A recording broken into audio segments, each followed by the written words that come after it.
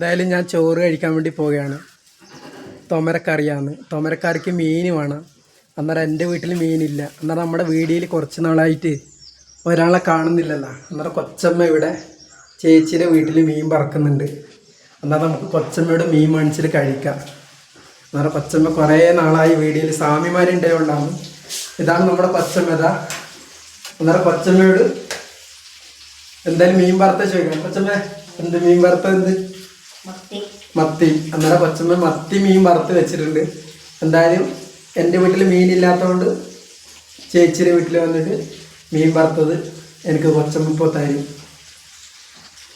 കൊച്ചമ്മ എന്നാ മീൻ വറുത്തതാ. അന്നേരം കൊച്ചമ്മ മീനൊക്കെ വറുത്ത് വെച്ചിട്ടുണ്ട്. എന്തായാലും അത് കൂട്ടി ഒന്ന് ചോറ് കഴിക്കാം. എന്തായാലും ഞാൻ രാവിലെ ഒരു വീഡിയോ ഇട്ടപ്പോൾ അതിന് കമൻറ്റ് വന്ന് ലൈക്കിന് വേണ്ടിയാണ് നീ ഇങ്ങനെ പറയുന്നത്. അല്ല, നമ്മളാകെ വീട്ടിലേക്കുമ്പോൾ ഒരു നിർത്ത ഭക്ഷണം കഴിക്കുന്നുള്ളൂ. എൻ്റെ വീട്ടുകാർക്ക് അറിയാം. അല്ലാണ്ട് ലൈക്കിന് വേണ്ടിയല്ല. ഇതൊക്കെയാണ് ഞങ്ങളുടെ സന്തോഷം. ഓക്കെ കൊച്ചമ്മ, ഇനി വീഡിയോയിൽ വരില്ല. ഓക്കെ എന്നാ.